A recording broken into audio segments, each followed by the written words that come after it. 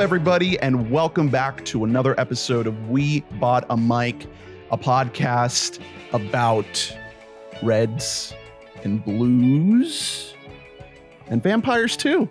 Say it. Irish people. Mm-hmm. The juke joints. This is a podcast about eating pussy Yeah, and nothing else. that's exclusively. Welcome back. You got three guys here to talk about eating puss. We're getting steamy. Mhm. This is a killing field right Spoilers for Sinners, just right up at the top, huh? Just getting right into it. What this is about. We're talking Sinners, the new Ryan Coogler film. Welcome. My name's Ernest. My name is Hunter. And I'm Drew. Drinking Which some one blood. of us would have done best in the Mississippi Delta? And the pussy. Oh, I think we'd all be just fine. You know what? I think that's probably the right answer. Ernest, you're gonna have to do some acting. I'd be able to kind of work both sides of the aisle, so to speak, a little bit. Yeah, Yeah, I think you could do a lot of work there. much like the what is it, Chinese family?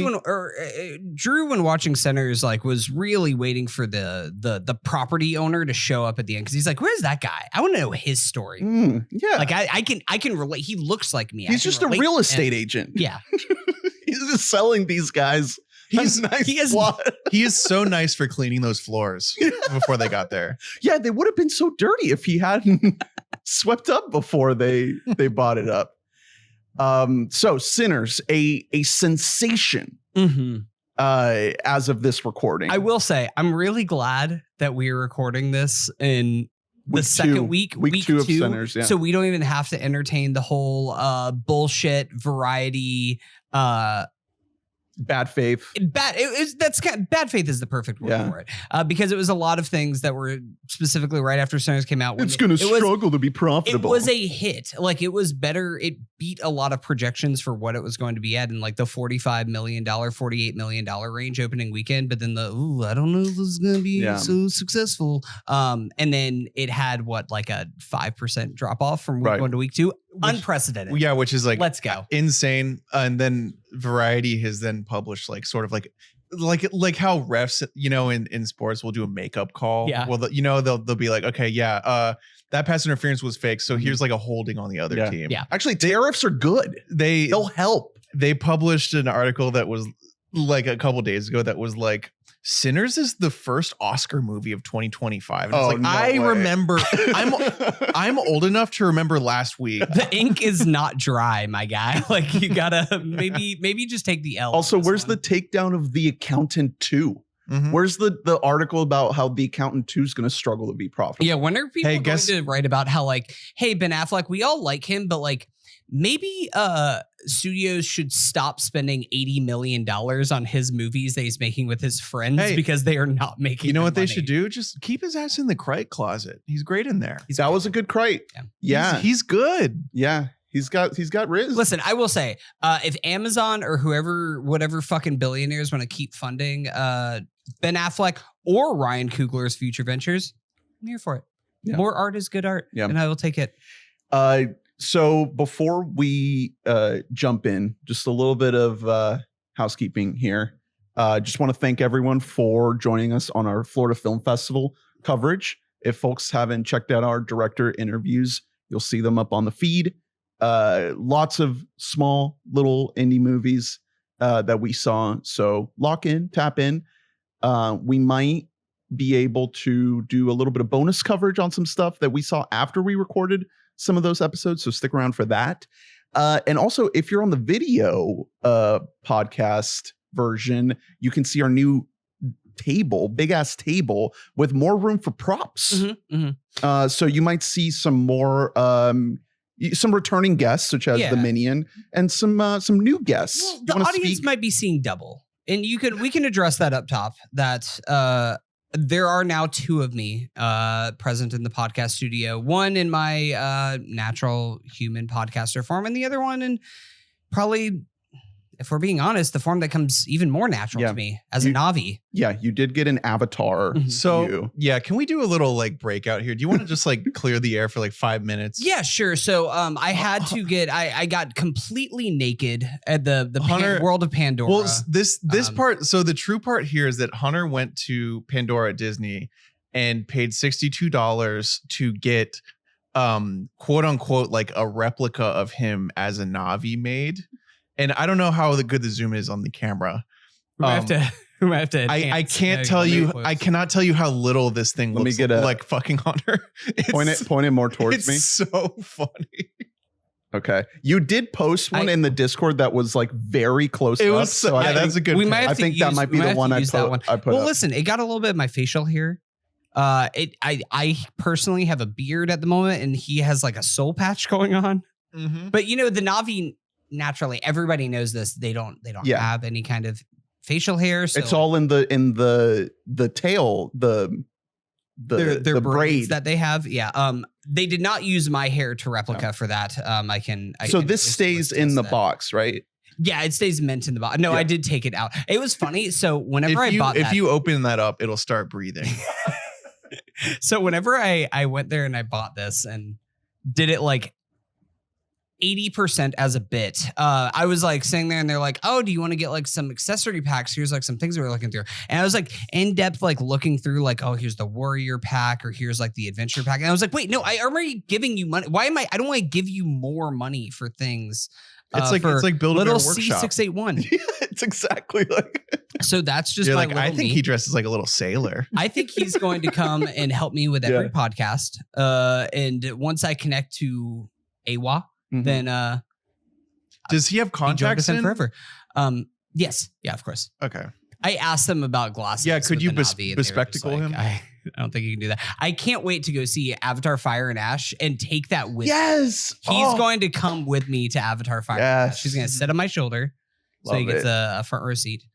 All right. So much like you and your avatar, Michael B. Jordan plays twins in Sinners. Wow. Oh, look at that. What a pro. We've got I'm seeing double both in the pod studio and on the movie screen. And who's better at eating pussy between us? Like nobody can really know. It's definitely the Avatar.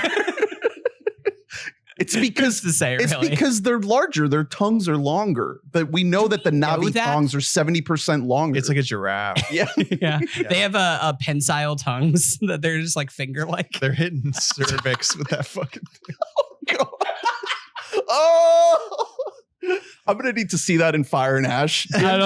Jim, come here. James Elis. Come here. Yeah. I need you to do some reshoots, Jim. This is putting new meaning to whenever our boy Preacher Boy says, "I want to taste you."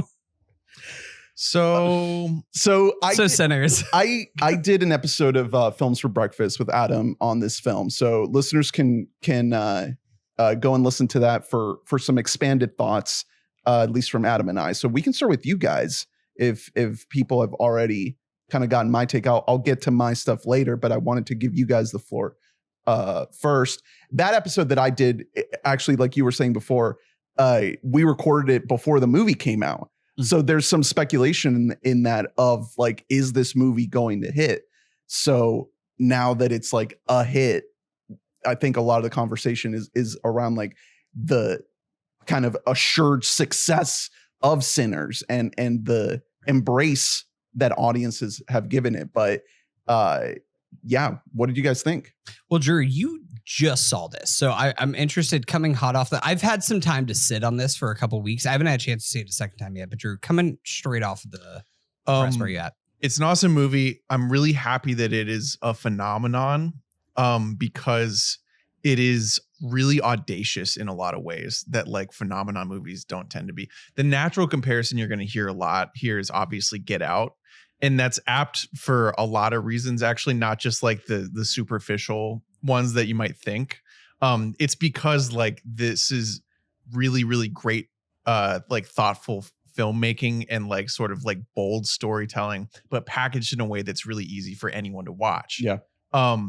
And that, that doesn't come around very often. Like that's when you get like a special kind of movie like this, or, like even, last time something like this happened, you could probably say like Everything Everywhere All at Once. Yes, I think that's a good comp. Yeah. Yeah, where you know, it's levels of filmmaking that usually are not giving you like really accessibly, you know, watchable, entertaining movies. But Coogler's really fucking good. I'm happy he made it out of Marvel, like with his creativity intact. It's a very creative movie. I think it's far from perfect, to be honest. I think structurally it has like serious issues. But you forgive it because like when the movie is up, like it's absolutely singing to you, like literally. The boldness of it all. Yeah, exactly. It's giving you like everything that you want. It feels instantly rewatchable. It feels like a classic. And so I can take issue with like plenty of things in the movie. But like he's given us like some like a lot of movie to work with. It's good food. Yeah, there's so much you can take away here. Like it's going to be great to watch again, but also not in like I have to unravel this. I looked up, like if you just like look up Sinners on YouTube, and this is true with like any movie, because like this is the grift of YouTube, but like the amount of like explain. Yeah, Sinners ending explained. Yeah. It's like, what do you need explained? Mississippi Blues explained. You fucking idiots. What are you confused about? Welcome to Watch Mojo. Yeah. Top 10 things that you didn't miss. So this is actually based on a real state called Mississippi. But yeah, it's an awesome movie, and I mean, obviously we'll get to it, but like its highs are just like, you know, you're as high as you can get. Yeah, you're like putting your like hands in the air in the movie theater. Yeah. You're like, fuck yeah, it's like roller coaster like fucking movies. Mm-hmm. So Hunter. I like adored this movie in every single way. This is a movie that like coming out of the theater, I just gave it 5 stars on Letterboxd. Instant. Knowing that like this is a movie that, you're right, it does have some issues and like there are nits to pick with movies. Absolutely. But this is just like one of the most fun movie going experiences I have had in years. It's exactly hyped. Like the anticipations were high. Oh, yeah, it was super high because I think that we talked about this. I feel like I had to re-hype myself up on the Coogler train because, you know, he's been the Marvel machine for a long time. Wakanda Forever, I think, is not a good movie. I think that movie is like deeply unsuccessful. So it's a lot of like, you know, what's he working with here? But I bought back into it. I'm like, Coogler is a genius. Reading into all of the behind the scenes of this movie, particularly Ryan Coogler's, his whole one of the things whenever the bidding war for this movie started of, I want to be able to own the exclusive rights to this. I want to have the copyright to this after 25 years.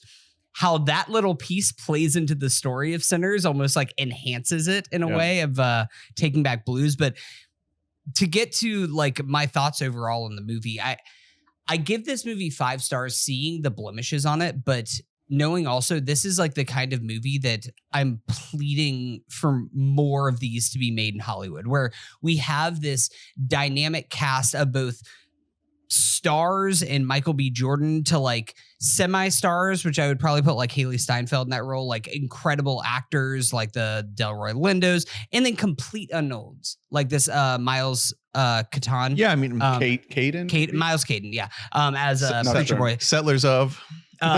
Literally, as I call him, a just star-making performance. Guy came completely out of nowhere. It's also, you know, we can talk about him because like I don't even know if he wants to be an actor. Like he's a musician. I know, but he's fucking got the juice in this. He's a singer, bro. He can sing his ass off. Like it's like astounding how good of a singer he is, and he needs to be that good for this movie to work. Right. He can do it. Well, I mean, because this movie it's so many things. Like, yes, it is a vampire movie, but it's also kind of a musical in so many very ways. Much a musical. It has like all of these ideas of race and class in this particular time period, but a lot of like resonant themes that percolate to today, not just with the Black experience too, though, which I think is interesting. We touch on the Irish a lot about the Irish experience. I won't get into it when we get more into spoilers about like that whole thread and how that's interconnected. Hunter wants to bury that because he's gonna get really offensive when he talks about how Coogler is stepping all over his heritage. And if you're not a visual listeners, it should be noted Hunter is wearing a Boston Celtics shirt. I am wearing a Celtics shirt, and that is because they are currently playing the Orlando Magic as we're recording this podcast. But even outside from that, like, I think I was reading a review from I think it was from, I want to make sure I get this right. It was just a little blurb from David Chang. It was just talking about like, man, you know how refreshing it was that we had like Asian Americans and they had a Southern accent in the movie? Never like see just that. a little bit right there where it's just like, oh no, they're Asian, but they live in Mississippi in the 1930s. Yeah. They got a Southern accent. Like everybody in this movie feels so real. This world feels so lived in, and this is a movie with characters. Like it has memorable characters all down the line, whether they are different class or different races, different classes, different genders. Like it doesn't really matter, and I think that's why this movie felt timeless in the moment. And that's not even directly talking about some of the sequences that are in this movie that I think will live on forever. Yeah, one in particular is an all-timer.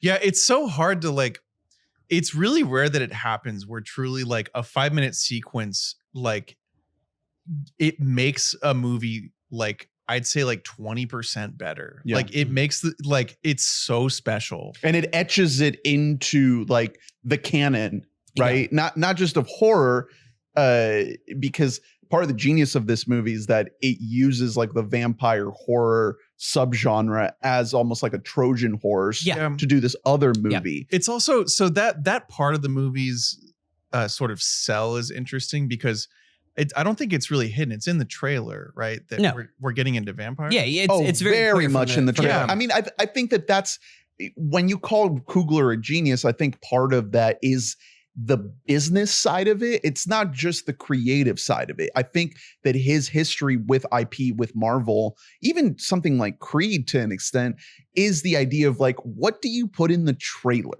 Mm-hmm. What images, what kind of like selling points do you need the movie to have? So obviously, number one, he was like, okay, what's hotter than Michael B. Jordan? 2 Michael B. Jordans. But that's honestly a huge thing. Yeah. It is. So, and also, it's kind of a masterful idea. The vampire piece of it is really interesting to me because it's not being hidden in the promotional material.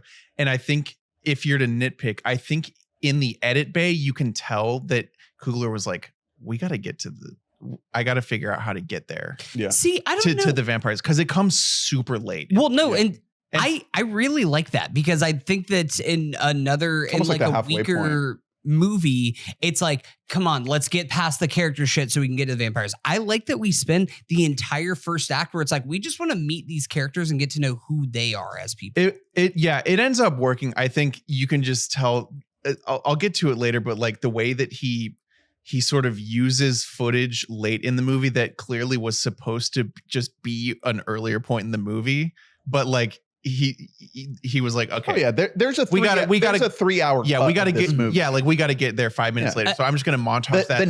The native guys, like that's a whole other movie. Yeah, I wanted a whole thing there. I did.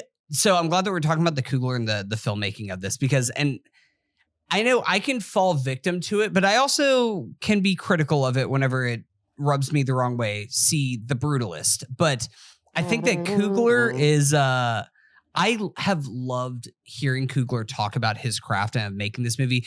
If listeners have not seen it, check out, like, if you look up Ryan Coogler Kodak, where he talks specifically about the filmmaking and like the different ways that they shot this movie. And that they're projecting it. And that they are projecting it. Like there's so much thought, and not just projecting the image that you're seeing, but the sound too, of like how that's going to come across. Sound, of course, plays a key part in this movie. I think that like hearing all that almost did enhance my love for the movie going into it. And I know a lot of that. We're very like in the know guys. Like the way he explains it, I feel like I understand it way better than I did before. There's something very unpretentious about it. Like there's something that it's very earnest. Like you can just say that you can tell that he just wants to bring people into his world. Going back to him just as a marketing genius, there's a reason why Ryan Coogler is by far the most successful Black filmmaker ever, like just financially successful. And he does have the buoy of the Rocky franchise and of the Marvel franchise there. But like, even just looking at something like Sinners, like this is a movie that is going to end up being quite profitable for Warner Brothers. And he's still a young guy. He's still got many, many, many years ahead of him because he knows the game. He knows how to have both the creative and the big money-making machine work together and create something that you're bringing in the masses, but still teaching them something. Well, and also, you know, speaking toward what a good communicator he is, like it comes through in the pitch, it comes through in the sell, it comes through in the promotional stuff. That Kodak, the Kodak video is awesome. I think it also comes through in the fact that he's a really good director of actors. Yeah.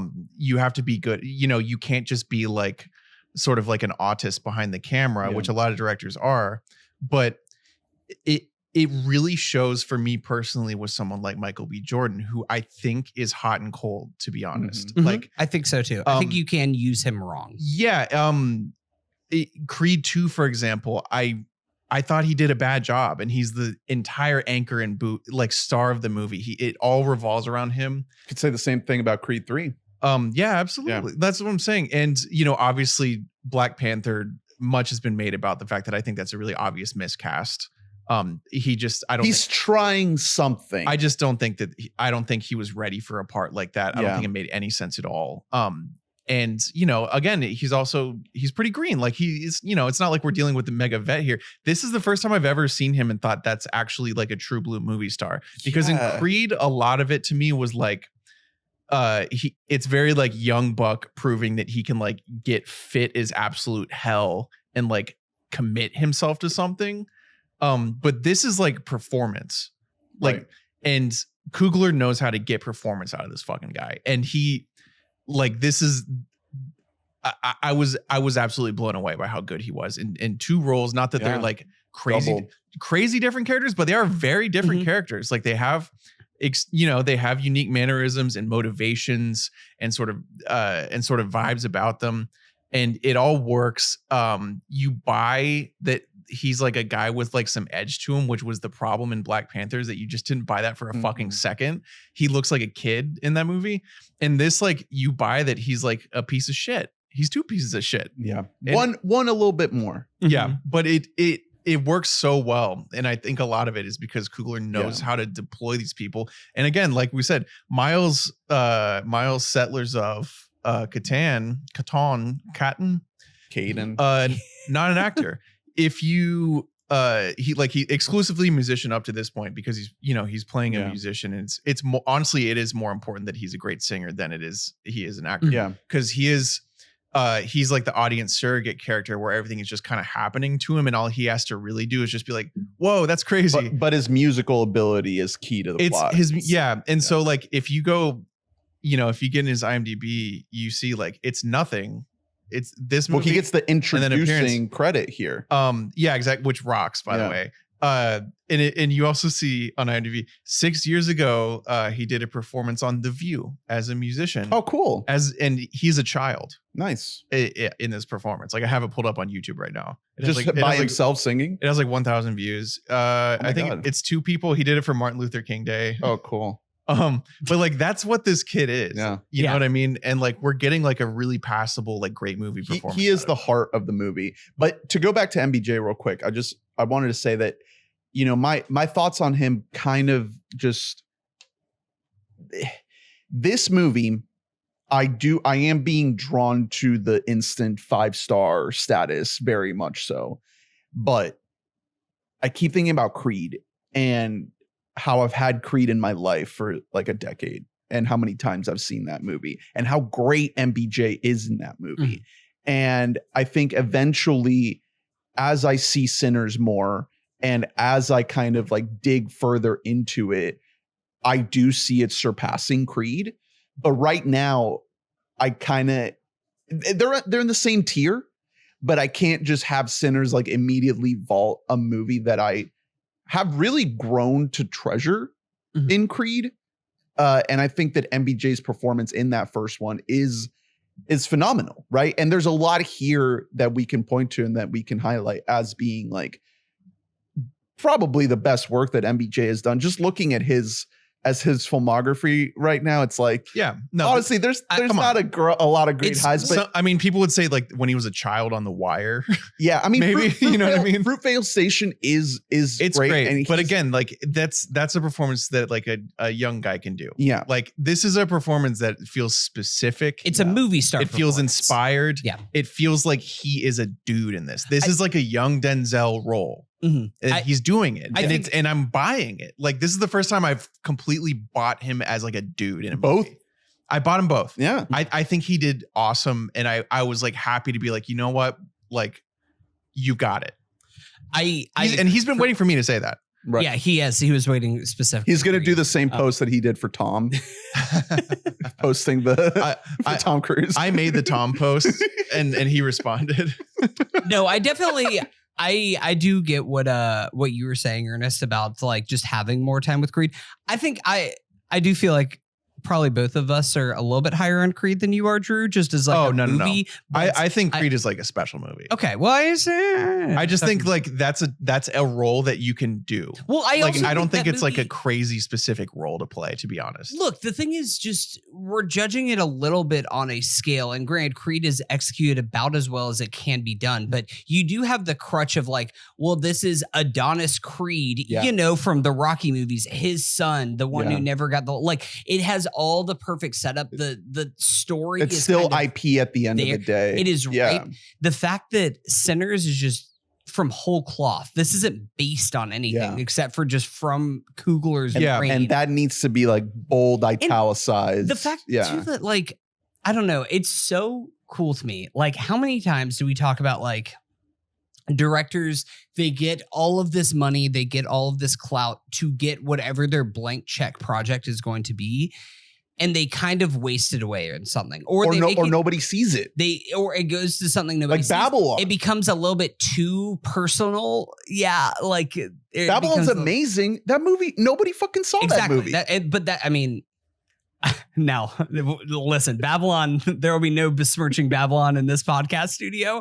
But yeah, no, you're right. Like the fact that you were going to make something that is very clearly you've been rattling with this in your brain for like 10, 15, 20 years, at least some of these ideas, putting them on the forefront, but then still keeping the door open, making it accessible to the masses is such a win as a filmmaker. Well, and I think I don't know. It just speaks toward like the fork in the road between I think post Get Out, a lot of people thought that Jordan Peele like had like some like Neo Spielberg in him, and if Nope proved anything, it's that he's way more of like a Hitchcock, like Kubrick. There's a lot of Spielberg in Nope. Spielberg does it. There absolutely is, but like the reason it like didn't do well with the masses is because it doesn't have the most important Spielberg thing, which is like the constantly checking in with the audience, like, hey, do you understand what's going on here? Yeah. It doesn't have that. Right. He's not interested in that. He doesn't, and I think that's good, and that's that's why like I think he has potential to be like maybe my all-time favorite director. You know what I mean? Because he's not trying to keep everyone on board the whole time, the way he is in something like Get Out, where like Get Out is taking you along just the way this is. I think Coogler has a lot more of that. Coogler is in this movie. He is keeping everyone on board. He's making it obvious in ways that a lot of directors wouldn't. And I think the concern with doing that is you sacrifice like artistic integrity, but he's not, because this is such like a bold choice in so many ways. So even if he is like doing all these callbacks or like playing voiceover from earlier in the movie to make sure that you remember that moment, you know what I mean? And so sometimes you can be like, hey man, I'm not stupid. Like I remember that, but like it's because he wants you to fucking remember it. He wants you to get it. He wants us all to get it. It's choices like that. It's the same feeling you get when you're watching like Catch Me If You Can or something, and you're like, Steven, I understand, but you're also, you're making it so everyone understands. Yeah, and I think that's fucking awesome, especially because this is such like, it's funny to compare this story to like a Spielberg story, because Spielberg isn't writing You know what I mean? Like he's not like whole clothing ideas like this. He wrote he made The Color Purple. Don't forget that. And everybody thought that was really cool of him to do. Tom Hanks in trying to get into the juke joint. Knock, knock. That's good. I like that. What's going on in here? Can Do you mind if I cross your threshold? Can we get into the plot and some of the specific themes of Sinners? Knock, knock. Knock, knock. What you invited? nice nice white man in. I can't even do the voice. So okay. I was gonna get to that because I feel like part of the magic of this movie is that for so much of it, you don't know what the plot is. Mhm. Like if you watch the trailers, obviously you know you're going to get to vampires, but you're sitting there for like 30, 40 minutes. And, you know, kind of to your point of like checking in with the audience, I feel like the movie checks in from a character standpoint, Oh yeah. but from a plot standpoint, No, you're no. just like, yeah. okay, they're getting ready for a party, but you're not really the movie like is very intentionally saying like, hey, you know, you're getting vampires. Like just hold on a second. Okay. We'll get there. Let's just build out this world, build out this vibe. And the movie, I think it in bringing you in, it retains a little bit of mystery. Mm-hmm. Yes. As it gets going and doesn't over explain the actual plot until it's just happening. Like the setup is not clunky. I think even outside of just like plot details themselves and plot specifics, I think themes are left at a bit of a mystery. Like Until obviously you just we know, feel them. obviously we Yeah, until know they, like, that like they say we it. know that, you know, vampires, blah, blah, blah, like that is a thing that's coming. But this movie starts with the next day with Preacher Boy like walking into the church, like holding the broken guitar handle. Yeah. So like, you know that there's going to be some religiosity to this. Like we're going to get into like religion in some way. Obviously we're in 1930s. We are with a primarily black cast. We're going to get into class. We're going to get into race, things like that. But none of those themes, or at least their explorations, become explicit or become we never get into that really in depth until like it is actively happening in the movie in the second and in the third act. It's just sprinkling those little seeds to make sure like, hey, don't forget, like this is something that we're gonna come back to this. We're gonna circle around to this, but we just want to like make sure that like, you know, just hang this out is for also, a second. this is also here. This is also a thing. But the religiosity aspect and the music part, I think that for me, in the week and a half since seeing this, 2 weeks since seeing this movie, those have been kind of the themes that have stuck in my head the most because of how interlinked those two things are. And, you know, vampires and religion go hand in hand with each other. Midnight Mass. See Midnight Mass, see pretty much every vampire story. Like there's a lot of Catholicism, a lot of religious tie-ins to that. Orlok is my pope. Would it? I'm submitting Orlok Do you think that the Count Orlok was like, knock, knock? Oh, Orlok is already in there. Yeah. Orlok is behind the bar. You're like, Orlok, get up in here, brother. He's serving it up. Yeah. Bro, Haley Steinfeld and Count Orlok. Yo. Count Orlok's just like, I want to taste you. He's like, I don't eat pussy on the first date. I'm sorry. I can buy you a nice dinner first. Your Count Orlok kind of sounds like Adam Sandler doing a vampire voice. You're doing like Hotel Transylvania Adam Sandler. Orlok is probably in the VIP room. Like Orlok probably gets like his own little private area, you know? So the movie opens like, so it opens with the flash forward. It also before that opens with like the VO of just like music has so it's giving you setting up the Preacher Boy it's the whole thing of we're going to spoil Sinners, guys. So if you haven't seen Sinners, please go see Sinners because we're just going to go see Sinners. It's a masterpiece. See it the movie in the biggest format that you can. Like it is something that watch the Ryan Coogler Kodak video. It's something that even if IMAX you were not if possible, even if you were not interested in movies or very very casual about it, it's when you go to the movies where I really wish my theater had been better. It was it turned out Regal. Yeah, and it just turned out to be one of the crappier theaters in there. Like the screen wasn't great, and the crowd was just like not juiced. And I was like, guys, come! I came here because I thought you guys would be helping me out here. Like they were sleeping. Let's cheer a little. So the whole idea of this preacher boy character, which it's not explicitly stated in the opening, but just what that character represents is essentially a person with immense talent, a special human who can pierce the veil of reality. Mm-hmm. I don't know exactly how they put it, the specifics of how they put it, but it's this cool like animation, very similar to what he does in Black Panther, kind of setting that up. He always tries to sort of frame his worlds in this way when you're kind of entering the story.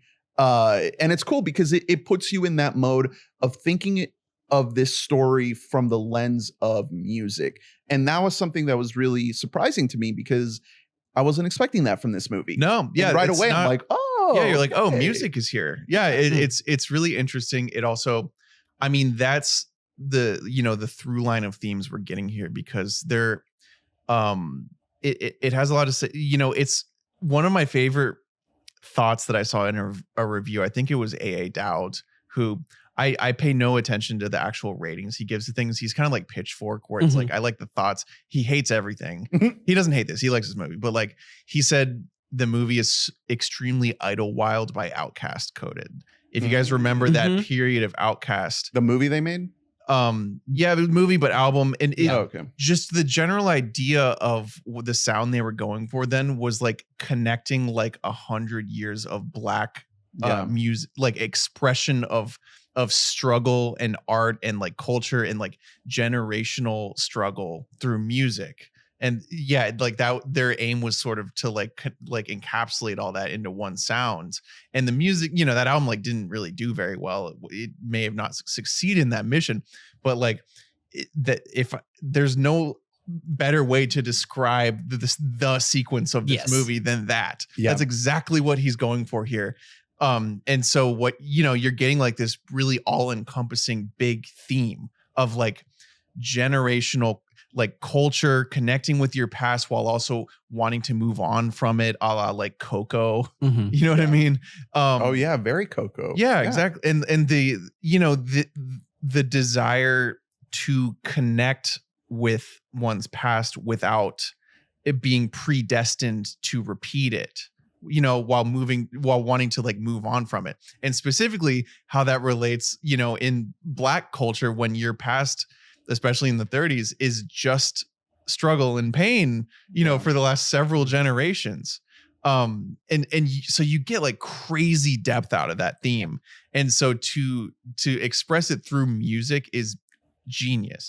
Well, I also think, to your point too, it's not even just about your own personal background with music. Like, yes, obviously, like that is one of the big codas, and that's how that sequence starts, was that we're getting some tribalistic African beats coming in from hundreds of years prior. But then like you have the music of the Far East and like this Asian Chinese music coming in. We get the sound of the future, which was like an 80s guitar. It was so funny. It was like Rick James. You get like it was so Parliament funk kind of funkadelic shit happening in there, and then you have like just some like Bay Area hip hop shit. You get like some fucking twerking action happening over here. Like you get all of everything, but it's not just explicitly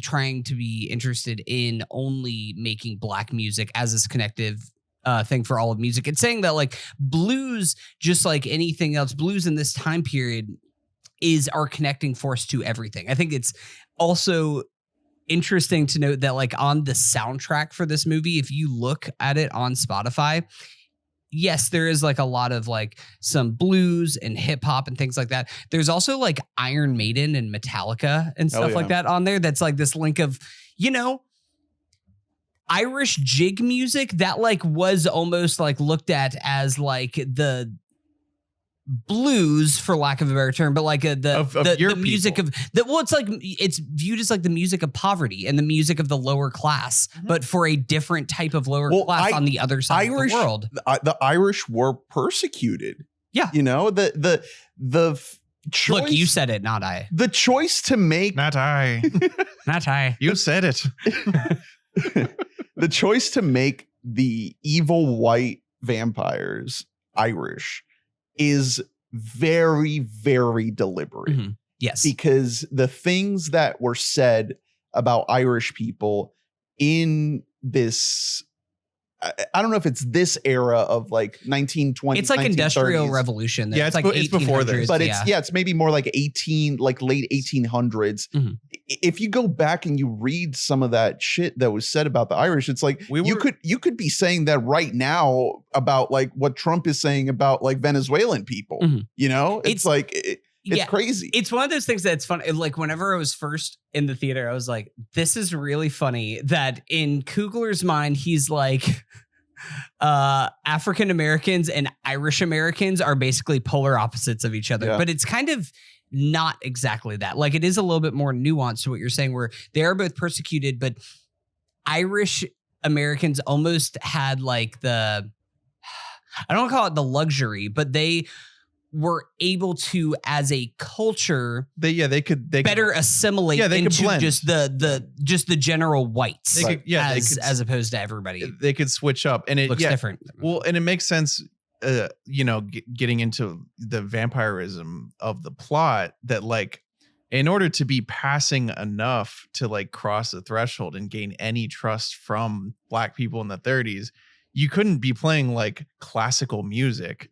You know what I mean? Like that they're playing struggle music from a different culture. Mm-hmm. And so it's, you know, and so they're able to pass as, you know, fellow strugglers basically. Right. But they don't pass. That I think that's part of the distinction that Coogler's trying to make too, is that the Haley Steinfeld character is the one that is the one that bridges that divide ultimately, because not a single character inside the juke joint is willing to let in the vampires. Like, they can sniff out the sketch a mile away. That's how you would try, but like they're being so weird out the moment there. they start outside playing, that like, door, they're being so they start playing weird. like 60s folk almost, sounding like it sounds like B-sides to it's some Mumford and Sons. It's all right. It's, you know, I can vibe with that. I was thinking like B-sides to Inside Llewyn Davis tracks is like what we got going on right there. And it's if there's, you know, it's one thing that's not completely expanded as much as it could have been, but Jack O'Connell, by the way, who I think is so the main I think Irish he's vampire. so good. He's incredible. He's so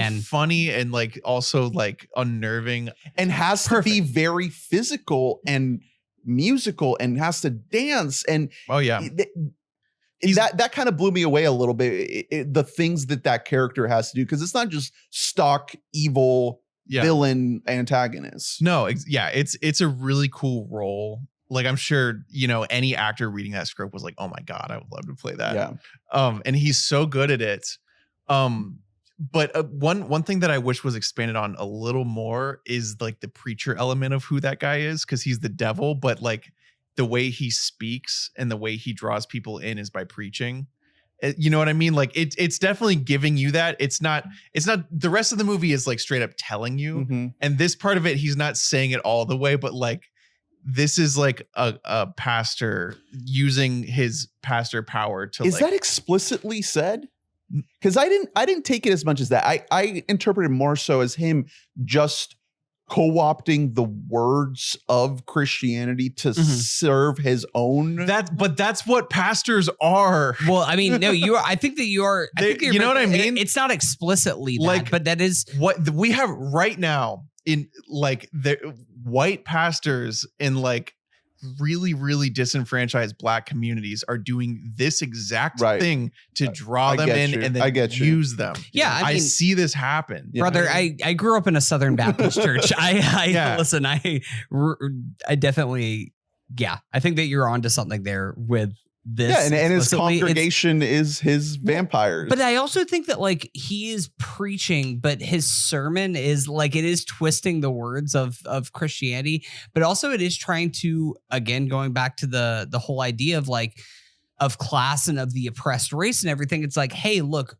we can give you family and like make you feel embraced and loved and valued here in a way that you will never feel in the real world. Right. And that's also what religion's doing. That also is like the same thing of like, hey, come to this church. We won't view you as like your past, even though if you go to church, they're always judging you. But like we will be your new family here, and we can just live together in happiness and harmony. It's a good pitch. I mean, to think about what life must have been like. There's a reason why some people choose that path in this movie. What life must have been like for your average Black American in post Civil War, post Reconstruction, Jim Crow era, like that pitch.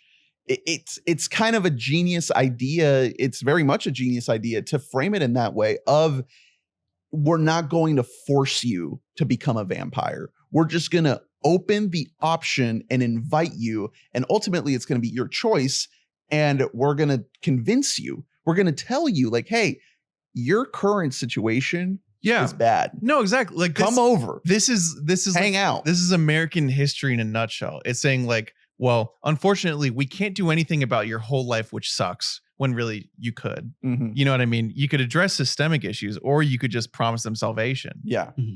Like it felt so deliberate. So I'm glad that we're talking specifically about that. Once made me like want to get back to how the movie starts with talking about the religiosity aspect.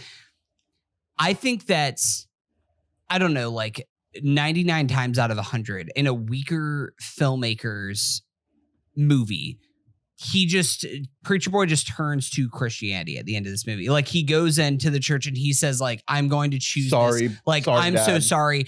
I looked Satan in the face and now I know that God exists. Yeah. And then instead, and it's then just like, you know, maybe he's like playing the blues, but in church. Right. You know, and it's like, oh, he got the best of both worlds. Yeah, exactly. Like that's it. Yeah. And instead it's like, 100%. no, you know what? I'm not going to sit here and just always think about like what the afterlife is going to be and like what like quote unquote salvation is. I'm going to choose myself. And like, that is such a like brave and fresh idea. And it doesn't even sound fresh, like as you're describing it, but in watching this film, I was like, oh my God, thank God. Like he actually did it. Like he actually just like took his gift that he had and didn't just like fall victim to like I'm going to worry about tomorrow, and just was like, I just need to be focused on myself. And and it's it's just like how stories are told. You're like, okay, now he's been through a crazy day. He's learned his lesson and he's back home. You know what I mean? Yeah. You're like, yeah, that's how it's going to be. And it's like, no, he went through all that and he didn't learn the lesson. Told you it was going to be a crazy It really is. It is like that. So yeah, ultimately, like, there's just so much to talk about with this movie because it can get as deep as you want it to, but like surface level, it's giving you a lot of character drama for like, especially like the first like hour and a half of the movie. Like it's these two twins who you're slowly sort of learning more and more about them. They're scumbags who used to live here and have suddenly out of nowhere moved back and want to open up a juke joint because it's Prohibition era. And you know, piece by piece, it's really interesting to learn more about them. Like, you know, it uses the women of each of their respective past to sort of reveal a lot. I think both are played very, very well. So there's Haley Steinfeld. So I wanted to shout out Winmu Musaku. Yeah, there we go. Smoke's wife. The scene where she's introduced and they end up having sex, that scene kind of blew me away. Yeah, man. Right. There are so many layers, not just like within the context of the movie and the story being told, but just like the meta aspect of just these two like beautiful black people like getting intimate right away in a movie of this scale, in a blockbuster. Like you know that, like, because it's in the trailer that like Haley Steinfeld is going to be like the sexy one and that they're going to get it on and there's going to be all that. Like you're kind of bought in, but just the choice to not immediately go to that, but to put the Annie character in line first and show you like, okay, the Smoke character, I call him Blue, this is his woman and we're going to give time to this relationship first. There needs to be like some kind of like beautiful gold ribbon wrapped around that choice, because Coogler doing that with the kind of the power that he's coming into this movie with, like the decision-making power, it's choices like this that don't get noted away. Right. It's choices like this where you don't get a WB executive being like, oh, hold on, Coogler. Let's make sure MBJ kisses Haley first. Maybe both of your girlfriends are like 1/8 black. Right. Yeah. Right. No, exactly. And you have like Wunmi Mosaku, who is just like full blown, like I think that she is Nigerian born. Yeah, like a true like that. That's such like a cool thing to have. To your point. Also, to your point, like it's not just two hot people coming in a room and just getting it on right away. That whole scene is deeply effective. And again, talking about you're like learning a lot, like culturally and exposition. It's economic screenwriting is what I would call it. It's economic exposition where it is technically a exposition scene, but it is executed in such a way because you are just trusting in your actors to deliver this dialogue. You are saying just enough, but not too much, that you're setting them up in the positions. You're learning enough about them, about their history together. I think that both this is Smoke and the scene with Smoke and Annie, and the scene with Stack and with Mary, Haley Steinfeld's character, both do the same thing, where neither of them are going to explicitly express exactly what happened, but you get enough from these little tendrils that are from a fight with each other that feel real. They feel genuine, and you know enough that you can put the puzzle pieces together yourself. The movie respects you, and it wants you to engage, and it wants you to put in that work. And I think, to the point that I think you, Drew, were making at the beginning is like, it never falls into this trap of being the kind of movie that that in order to fully enjoy it, you have to like be intellectual about it. It can be a thinky movie and you can engage with it on these themes that we're talking about, these deeper layers. It's also just a fucking rip-roaring vampire movie, and you can get a lot out of it. There's a reason why this movie is a hit, is because you can turn your brain off a little bit. You get Delroy Lindo just ripping zingers. But also you get Delroy Lindo showing off why he's like one of the great actors, like great unsung actors of our generation, with that one monologue that he gives in the back of the car. Right. Oh my God. That was a scene that just like had like just tears running down my face. And that's just him just telling the story about like, thinking that they're going to make it and make it big. And about like one of his friends who went to Arkansas and immediately got lynched. He's like a special actor. He has been for like decades, but like a few years ago, it came to the forefront because of the Five Bloods, the Spike Lee movie, where like that year he was like my best actor choice. Yeah. He's incredible. Steals that fucking movie. It's unreal what he does. A lot of it, I will say also, because he's unsung, a lot of it is by choice. Like he's a big theater actor and he prefers the theater normally, but like he's a standout here. Well, it's cast. just a great cast. It's cool that it's interesting that he's a theater actor, because in this movie he's doing like some things that theater actors never do. Like he is at times he's like mumbling, you know what I mean? He's doing mumblecore and not caring if you don't fully understand what he's saying. That's like the biggest no-no on earth in the theater world. Like he knows how to like dial it in for the screen. Do you think he actually played that harmonica? No, it's a part that like, and I hate to say this because I love him, but I think a very slightly worse version would just go just straight up, you'd be like, okay, well, obviously we're calling Sam Jackson for this part. Mm. And he'd do really well. Yeah. But this is a way more specific performance than Mhm. what Sam Jackson would give you. Like, this is like a guy who like thought a lot about this character. Yeah. And I think he's delivering something really unique. I'm so happy that we've talked about it a lot, but about the cast of this movie, I'm so happy that this is the year that the Academy is like basically like the casting rushing Oscar. the casting Oscar, because this is like what the casting Oscar is made for, where it's like we have actors who are maybe known commodities, but we're pushing them to a level where maybe we're seeing something in them that nobody else saw in them. We're getting complete unknowns to come in here. We're getting some movie stars. Like, it's doing exactly what great casting does. Exactly, like this is what casting directors do, and like why this makes it such an art as a profession. I think that this, come on, if this isn't one of the 5 best casting nominees, then I will be very, very upset. Yeah, exactly. Yeah, it's like all levels of actors This is what you do. are cast right in this. Like Wunmi Mosaku, I think, on top of everything we're saying about like it's a great scene, it's a great role, it's a great choice. She's a great actress. Like she's absolutely cooking. Adds a lot of gravity to the Smoke character, and also the like, because in the exposition and like what she's doing in her store there, like you learn a lot about like sort of like the real life like mysticism, the occult in the Black South, defense against spirits. Well, and so like while we're watching it, if and anyone who watched the trailer, you're like, I bet she's gonna come in handy, because in this movie the vampires are real. Yeah.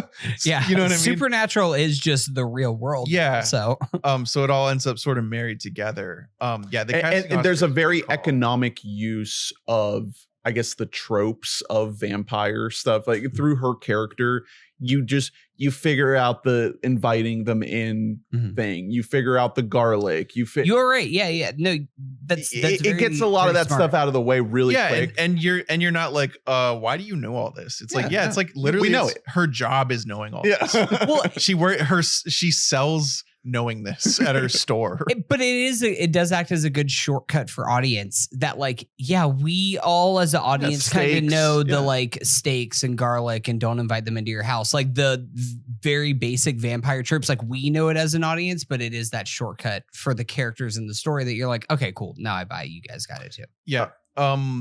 So generally speaking, like you get a ton of buildup, like first hour and a half.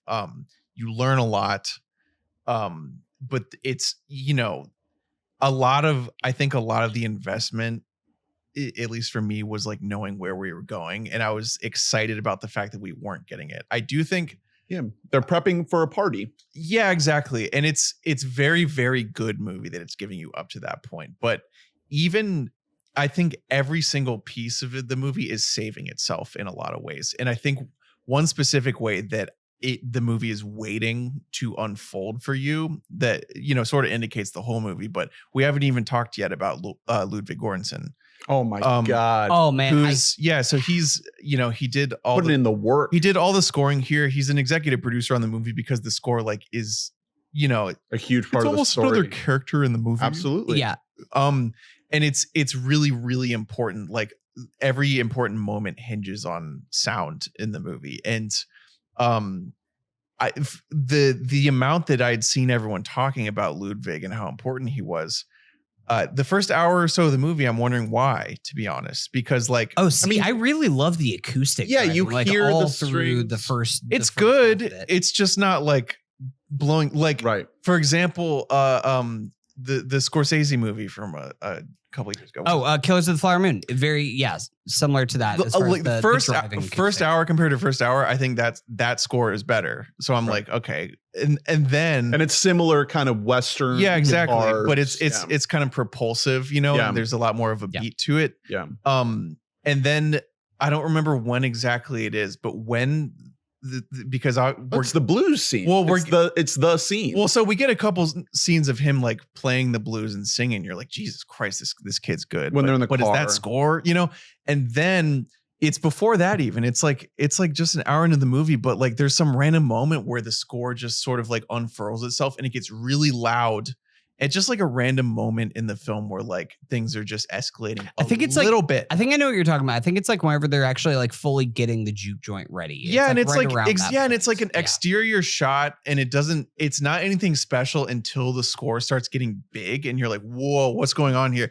And then from that point on, it's a different score. Yeah. Like, and it becomes like a really, really special like sound design movie. Like it becomes crazy what he does. Obviously, once we get to that one sequence, that's a huge piece of it. But like generally speaking, like when things heighten either emotionally, thematically, or especially like scare or like plot wise, like the sound, music's there. the sound has everything to do with it. It's very important. Well, I wanted to talk about the blues scene a little bit more because, you know, like we said, that there's this setup in the opening moments of this special person, this talent that can have this skill that brings the spirits together, but can also attract the devil. All of that is set up in the opening moments of the movie, and you kind of forget about it. You know, you're hanging out with Smoke and Stack. You're finding out that they, I guess, work for Al Capone. Maybe they're lying about that. They're trying to figure out the paint colors for the sign. You know, they're in the town. You get a lot of good stuff there. So by the time you get to the blues scene, you almost forget about the opening moments of the movie. And then it happens. You get this moment where he starts singing, and they wait to give you the goods for a minute, because first we just have to hear him sing. And that's a really special moment when the place just is waiting to hear what this guy has got to give. And I think Ludwig's score, and I guess just the entire sound design there, I found incredible, because you start out with a very defined sort of sonic space where you get the lows of the stomping on the floor, you get the mids of the guitar, and then you get the highs of his singing voice. And the way that takes over the entire sonic soundscape is incredible. And then it preps you for that moment where you get this tracking shot through the entire juke joint, and you see all the spirits from past and future come out to enjoy the music. And by that point, because of everything, because the movie was withholding and making you sort of just sit in this kind of lower stasis before you get to this moment, it's all set up, right? Because everything we're leading up to in this sequence is just the idea of these people feeling like they have a safe place to be themselves. That's really all it is. We need a juke joint where we can hang out, because we can't hang out anywhere else because they'll fucking kill us. Right? Yeah. So just that buildup of the intentionality of just, it's not just to have fun. We're not just doing this because we want to have a good time. We're doing this because it's almost like we have no other choice but to do it, because otherwise they're going to come get us. But also then the directorial choice to have it not just end with like the fun romp of the party, that sequence, it ends with everything burning down and they see you. Yeah. Like you can't. The talent is so incredible. You opened up another world that you are bringing in the devil. Evil. Yeah, exactly. And there are moments in this scene. I've only seen it the one time. I really want to see it again. But when are we gonna just let's just take the Sunrail down to Fort Lauderdale and just to go the see it big screen? Come on, let's just do it. This scene, as it kept going, I couldn't believe it. Like my jaw was agape. I was staring at the screen. I started crying. My eyes just started watering, because I was just like, I cannot believe the power of cinema.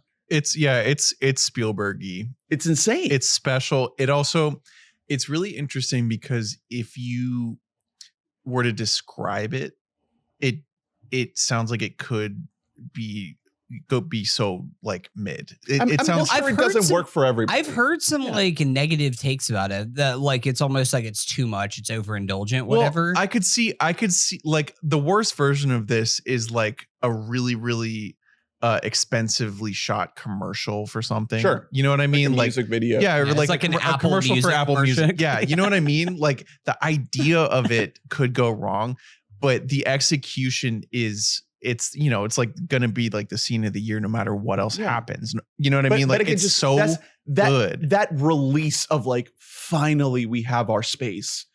Finally we can like unwind and relax and not be scared of the fucking KKK shooting us in the head because we looked at them the wrong way. Like just that idea of it, and kind of related to the Outcast thing is just the channeling of the generational pain and the idea that like there's probably been juke joints like this throughout history, but then when you extrapolate it to so many other generations, you get to the point where if you go far back enough and hopefully far forward enough in time where they didn't need to fear persecution, Right. and they could just party like this whenever they wanted. Yeah. And for this moment, they did have to struggle to find that safe space, but their descendants and their ancestors maybe didn't. I think also to connect this to, again, to the religion aspect, like, I think that's the beauty of music. And like, I say this like all the time whenever we talk about music and talk about concerts, especially on this podcast, is like, for me, going to like an incredible concert is the experience and the emotion that a lot of people that are more religious describe like going to church, where it's just like, I feel like I am like seeing, ascending. I am like seeing like whatever it is that is like a otherworldly, godlike to me, just like by this artist that I love on stage and creating this music like out of nothing. Like that is kind of that creating the same sort of emotion. I feel like music and religion, there's a reason why in every religion pretty much throughout history, there's always some kind of choir or there's always some kind of like religious component to it, because those two things are so inextricably linked between one another. So then tying that into this story directly is just such a smart and adept choice. And it's just linking all of these various themes together to have them come together. Add into that what you're saying right now with race, and especially how important music is to Black culture and to all kinds of minority cultures across the world, across time. It's beautiful. It's absolutely beautiful. And the Irish are there as well. Yeah. And I did want to say, you didn't have to do that for me or anything. I think it's kind of smart for Coogler to make the Irish music like not that bad. Like, that's what I was saying. Is like when they're at the door, they're like, honestly, they're not bad. Like they say the that. other song, when it's just with Haley, when she goes out to meet them, that's actually that's a great little performance that they do for her there.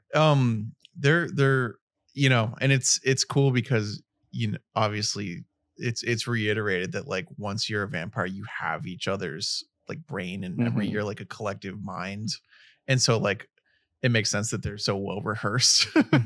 Even though they just met this guy who got into their house and then killed them. It rules. I love them as a trio. The woman in particular is just so off-putting. It's like, of course, don't let her in. Jesus. Lola Kirk, I believe. She was just on Blank Check talking about Fast Times at Ridgemont High. Oh, fun. She's great in this. I honestly, I don't think there's a weak link in this cast. I mean, if we wanted to shout out some of the other people we haven't mentioned, Omar Benson Miller as Cornbread. Dude, love that guy. Literally absolutely love that guy. Born to play a guy named Cornbread. He's great.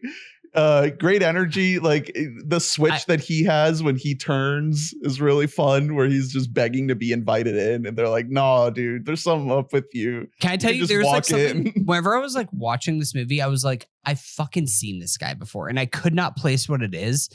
He's that guy. It's because he's that guy in like early 2000s movies. He was in fucking 8 Mile. He was in Transformers. Oh my God, Get Rich or Die Trying. Yeah, he's in Get Rich or Die Trying. Like he was just like, I was like, I've seen that. Like I know that face. I've seen this guy's face and things before. He's great. Jamie Lawson. As Sammy's girl. Mm-hmm. Yeah, he's crushing on her. There are so many moments in this movie where you can tell the priority is two people wanting to fuck each other. Mm-hmm. Like that. It's like if you try to like power rank, like what's the point of Sinners? It's like number 1, violent vampire movie. Number 2, like layered musical journey through like race in America. Number 3, fucking. Yeah, well, I mean, we've made lots of jokes about Michael B. Jordan and Ryan Coogler being a little bit munches, but like, I think that does feel refreshing in a way that like Yeah, it's something that is movie that is like it's sexual. It is like. We are horny. We are here for sex. Like this is what this movie is about. We are not like tiptoeing around the themes or anything like that. That just is what it is. I love it. I mean, it's great. Hunter, I'm glad that you brought up that Omar Benson Miller used to be in a lot of stuff because I finally just realized that he was on CSI Miami. Yeah, as a regular. Yeah, it was past the prime of the show, but I remember watching him and being like, this guy's funny. That's why he was a funny guy. Yeah, he's literally just like that guy who, especially whenever he was younger, as like more of a kid, like got like a ton of stuff and then has just been around scene, just living. Great scene when Smoke picks him up on the field and his wife is like, how much money are you paying him? That's great. They got a great laugh in the theater. Also got to shout out Lee Jun Lee as Grace. Mm-hmm. Yes. And her husband who is played by Nathaniel Arkan. Great layers there with that couple. I think they're like a Chinese couple that owns both the white shop and the black shop on the same street. Just I love that. Cornering the market on the racial divide in this town. Great sequence. Great stuff. The choice to have her be the ones that invites the vampires in and sort of kickstart the big action scene at the end is one of those like nits that I could pick. You know, it feels a little contrived. It feels like this has to be a horror movie right now, and we just have to have this character like do the thing. So I guess, I guess you're right. But I mean, the thing is, would you have been happy if it's just like, I'm happy it was a vampire movie and then everybody just kind of went their own ways? Like, no, you want them to fucking fight it out. Like, give me that moment. I really liked it because of the filmmaking behind it. It was like everything is like the score, the editing, the way that it's shot, like it's getting snappier and snappier with the cuts that are happening. You get the scream and then you get them like fucking their Avengers assembling moment of just grabbing various weapons. And then the aspect ratio just grows on the IMAX screen. I was like, oh baby, let's go. Let's fucking go. I see what both of you. Yeah. So it fucking rules in that regard. This is one of the first moments that uses what I would say is one thing that could have elevated the movie to a new level is it uses flashback shots too much, and it's clearly because of either editing issues they ran into in the Bay, and or like not having the ability or the time to just like do a new shot. So the first one you see there is when the really emotional big moment is that makes you believe that this woman would be willing to invite these vampires in is because she thinks back to her child. That's right. Yeah. So and that's why it works ultimately. Well, so the thing is, like, ideally the movie would like have a unique shot of that girl. And instead what it uses is an old shot from earlier in the movie of just like her, just like that, a shot that they had used before of just like a normal shot of like her in the restaurant or whatever, like through the window. Yeah. And so it's less impactful because it's like, you're just you're recycling, and it's because of, it's because of things you run into in editing. The bigger time that this happens, that I think it becomes like super duper obvious that like they just ran into structural problems later in the making of the movie. Is after this, when it's all gone down and Mike and whichever one is still living, which one stays alive? Stack. Red. Stack is just sitting there, like after it's all gone down, sitting there outside the barn, and he's thinking about how fucked up everything that just happened is. Oh wait, no. Smoke. Oh no, yeah, you're talking about Smoke. Yeah. Stack is the one who gets. Yeah, sorry. So he's thinking about how fucked up everything that just happened is, and he's thinking about like how much everyone that that was involved or just got killed like meant to him.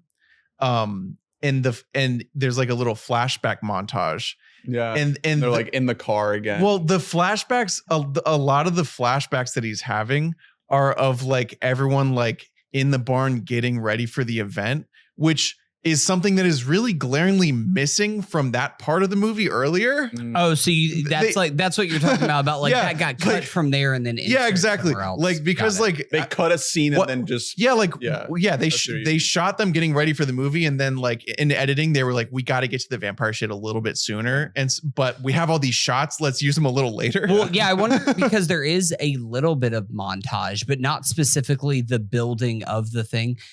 I get what you're saying, where it's just like, would that be the point of nostalgia that I immediately go to? Is like, hey, guys, remember when we remember 6 hours ago speed belt our juke joint? Remember when we were cooking catfish? Yeah, like it doesn't make sense to be there, and it would be more impactful if you just had new shots. But we're dealing with finite time and resources and money here. This isn't a huge budget movie. Yeah, like, it's 80 mil, which is a lot, but it's not 250 mil. Yeah, like, and it's a difference. And like we said, like when he's in the edit bay, like he is probably getting some notes, not a ton of notes, but also like just instinctually, he's like, this is a long movie.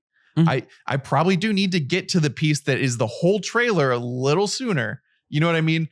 Yeah. Like it makes sense. So I'm not dinging him crazy hard for it. It makes sense as a filmmaker to be like, I will use those shots later. I don't even think it's so much. I get what you're saying. I don't even think it's so much about trying to get to the vampire stuff sooner, but I do think that it could be, hey, I need to have another like think back and think about how all these people mean to me. And we have spent the last 45 minutes with vampires. So let's all remind them like, hey, we once were all humans with each other. Exactly. Only a couple of hours ago. Remember how everything was great at 8 p.m. tonight? Like that kind of, I get the logic behind it, but yeah, it makes sense. It's just like, I do get your complaint. Like thinking about like, like the films that we've, the very limited experience we've had of like cutting shit together. That's kind of what you do is like, you're like, well, I have this. But I can't use it for what I needed it for. And I spent so much time. Yeah, and it's like shooting it. And it's like, well, it would make a lot of sense if I stuck it right here instead. It just doesn't make the most sense in an ideal world. And that's fine. That's totally fine. That's fair. I will say for both those moments, those cutaways, until you just like highlighted them, I didn't really remember them in the context of the movie, especially because of what comes immediately preceding it. For the Michael B. Jordan, the Smoke one, thinking of like what happened and like the horrors, everything they went through, whatever. And then what comes right after it, because I think that everything after that moment, I thought that this movie was at like a 9 for me in my brain. The last act knocked it up, because the last act gives you that like extra bit of euphoria that I didn't think that we couldn't squeeze any more juice out of this lemon. And then like, we just we got a little bit more out of it. You get a little bit more of that relief. Now you could say that is where the movie becomes maybe more of a fantasy in some ways, but like, I just wanted that. I wanted that moment. And maybe it is just like a craving more of a Hollywood moment of like, I want them to get their comeuppance to these fucking KKK fuckers. Yeah, mowing them down. It hits. Good shit. It's fucking cool, where I'm just like, I want to see soldier Smoke out here. Just like, I learned all these tips whenever I was out there on the trenches. It is. It gets to kill all these guys. It does for me. It did get to that out of absolutely fucking nowhere. Like it's like, oh, that was like the only part of the movie that felt like it was like a little they came together at the end when it's like, by the way, your ex-husband from earlier is here and he's gonna kill you. Like it was like, oh, by the way, the KKK is coming right now, and you know that. You know they're coming now. I like so like no, you don't. If the reason Michael, why if I, Michael like, Shannon why would they would've come showed now? up, that The would've been- reason You know what why- I mean? There's no reason for him to know that at all. No, well, the reason why I do like that is because they do like the vampire guy says it earlier on in the movie, and then he says it again at the end where he's just like, look, I'm offering you a family right now. I'm going to kill you. Yes, you're going to die regardless. It's either going to be by me or it's going to be by like the fucking KKK guys that like the guy who sold you this barn. He sold this to you knowing that you would be here so that he could go get his whole crew and they could come here and kill you. And I know it's not like out of completely nowhere, but it's just like when it happens, you're like, oh, he meant like now. And Michael B. Jordan didn't understand that it is happening right now. I was here for it. I was ready for it. I also just like the idea of it, you know, the movie being like, okay, we did the vampire stuff. Now we're gonna kill some KKK. We just have to like prove to you, like we have to remind the audience, like, yeah, also we should kill some KKK guys. Also, I'll say it, Michael B. Jordan, guns flexing, shooting a Tommy gun. Just fucking hot. Like he's just cool and it does things for me. I know. It tickled my groins and I was into it. It made me want more like super soldier him. You know, there's not really space for it in this movie, but like him doing that shit was sick. Like, you know what I mean? It was like, wow, they touch on it during the movie that they like fought in the war and stuff, but it's like, this is like, what were you like a Navy SEAL? Jesus. It also, I mean, what really elevates that whole sequence is the, you know, like him like peering into death and seeing his girl with the baby nursing that. The baby. That works well. It's really well.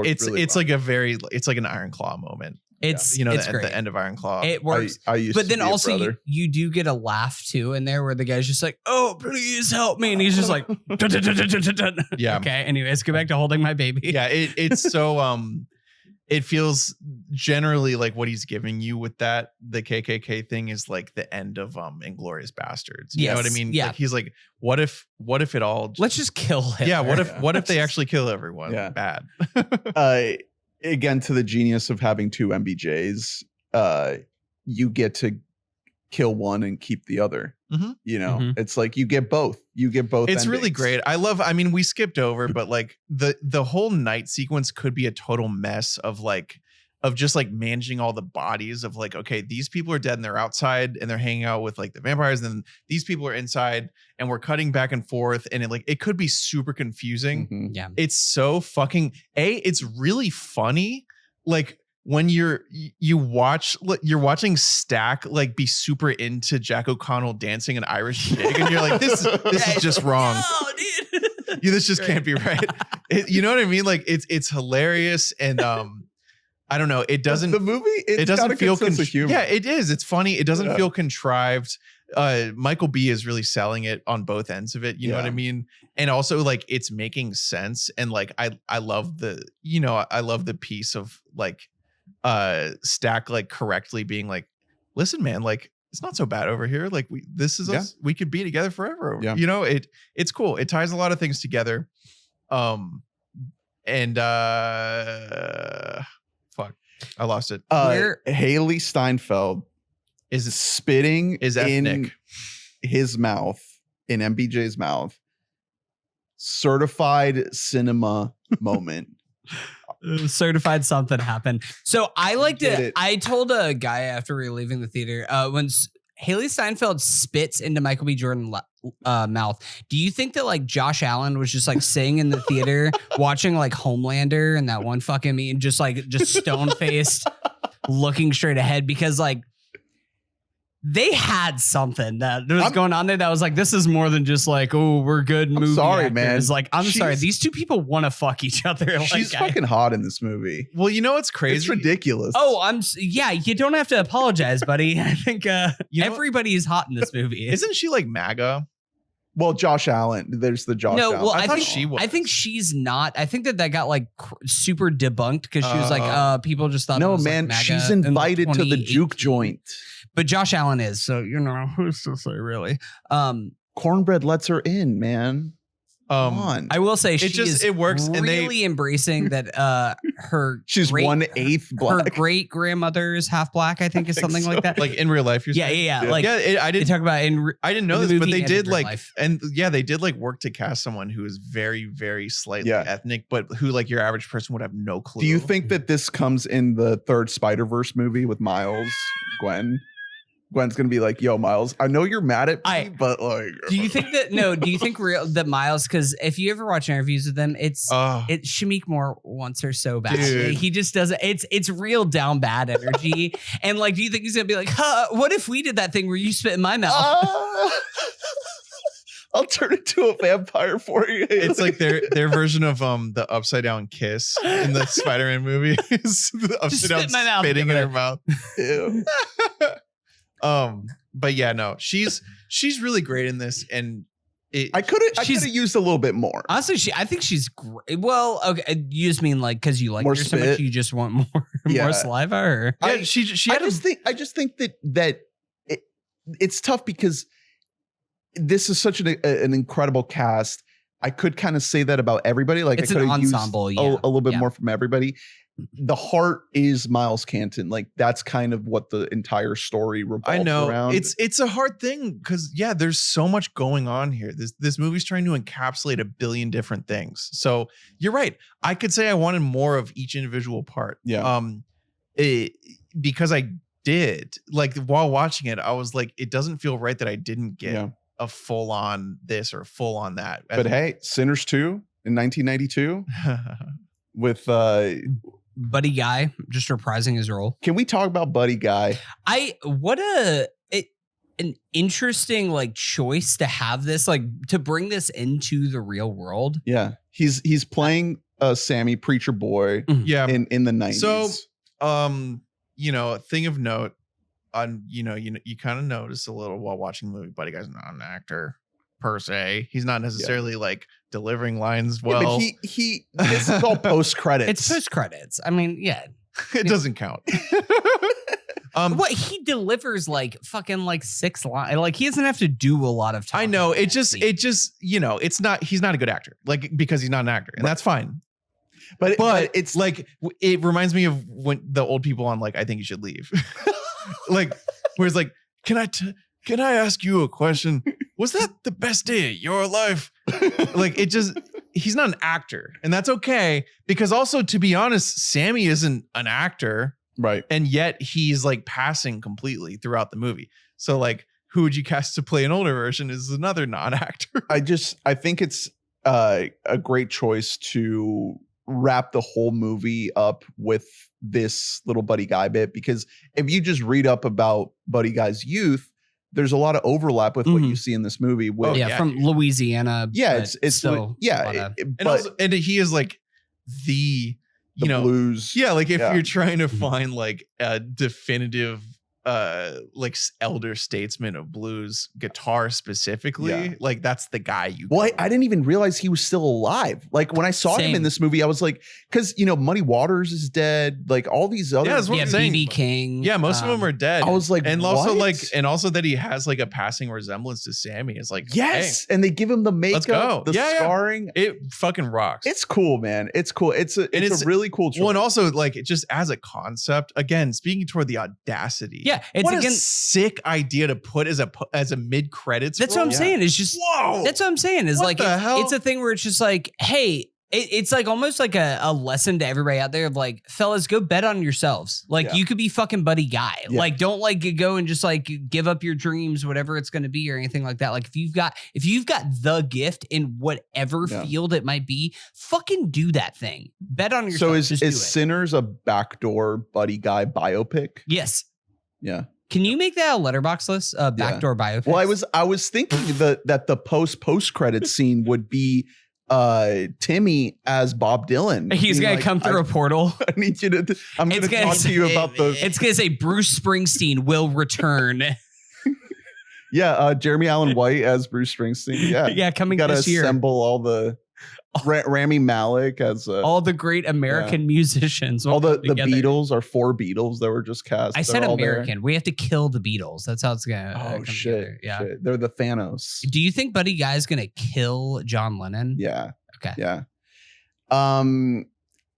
Last couple thoughts I had written down here. I just wanted to let the listeners know that I said this in the Discord. There is a home video of me doing an Irish jig as a 3-year-old. So that does exist out there. I was obsessed with the what is this video I shared? The Irish Lord of the Dance. Mm-hmm. Just look up Lord of the Dance.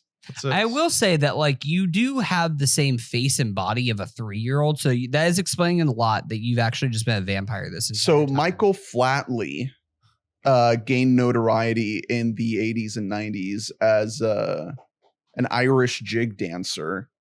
I guess it wasn't the 80s, it was just straight up the 90s. This was some heavy 90s shit. So when I was a small little lad just learning how to walk, for some reason I became obsessed. Shout out to my aunt. I think she was the one who put me onto this. So there are videos of me doing a lot of the same choreography that we see the vampires doing in this film. I had a feeling like earlier the way that you were sympathizing a little too much. He was coming Irish. to the defense. No one who's not Irish has ever said like, Irish were basically like, what if I told you you're that? the first person to ever. What if I told you that Ernest like he did whiteface too for it too? He put on like a red wig and everything. Yeah. It all comes back around. I mean, Coogler is trying to tell us that like there's more to this than we know. Hate has different forms.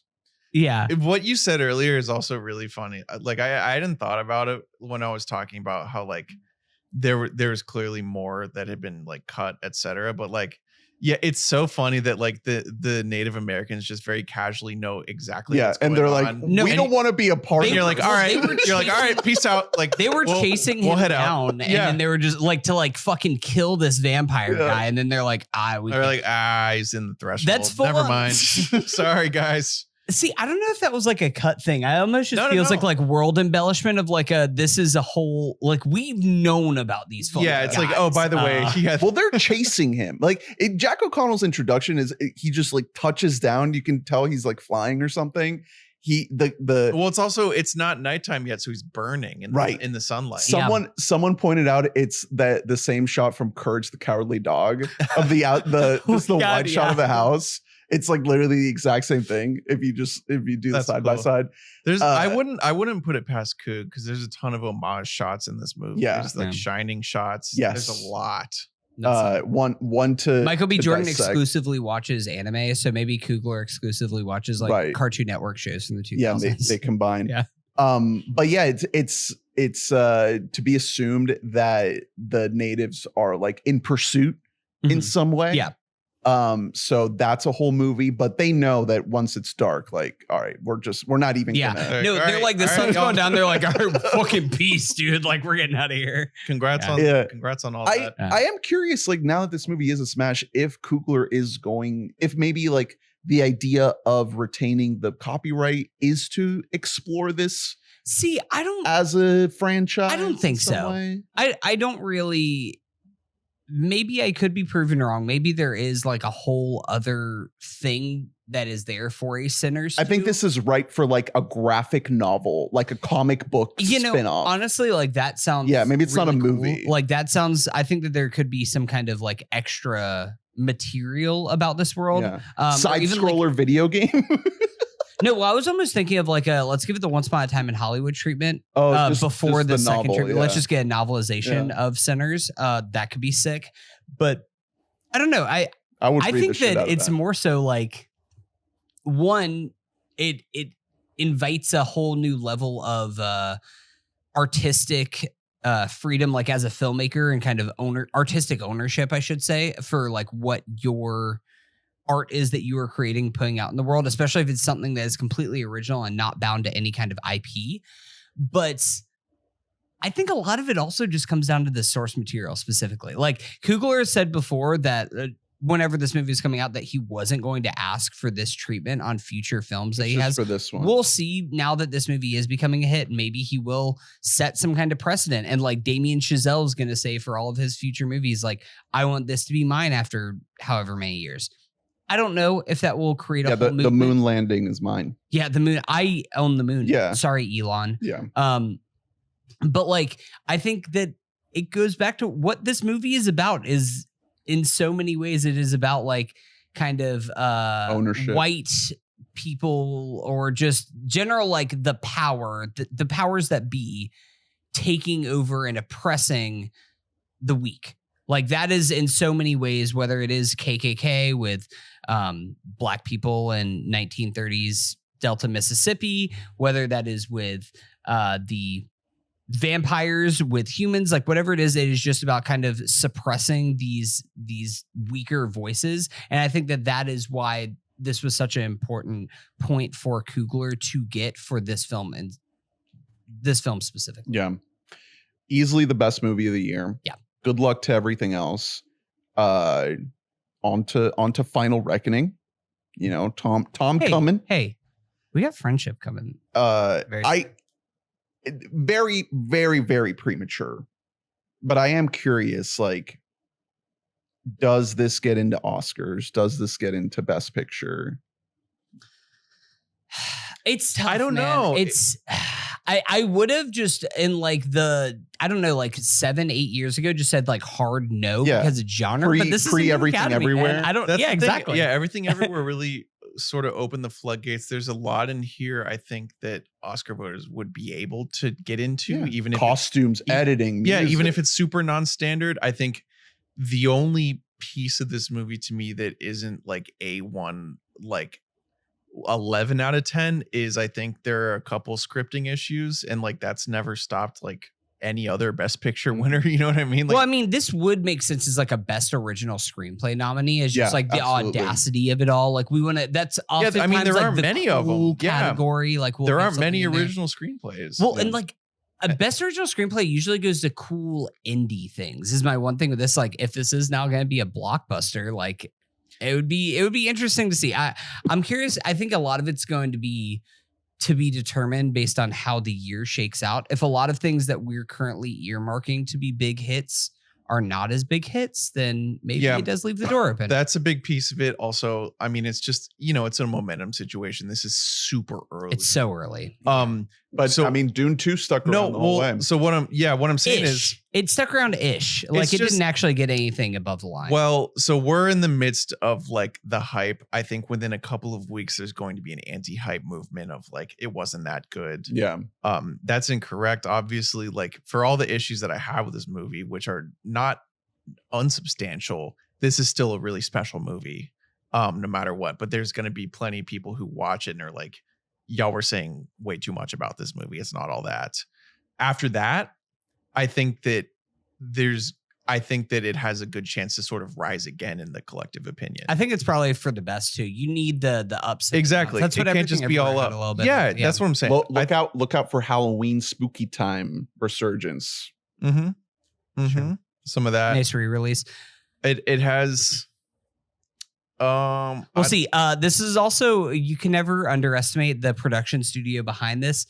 This is Warner Brothers. Warner has kind of a lot going on right now behind the scenes, like second only to Paramount. They got like a lot of shit that they're dealing with. Did you see the rehearsal? Yeah. Man, hold on, TBD for our rehearsal review. So we'll see. Because I should have worn my Summit ice jacket. I have one. Never forget, dude. 6 million Jews died. Yeah. Paramount is trying to listen, whether they want you to remember or not. 6 million Jews died.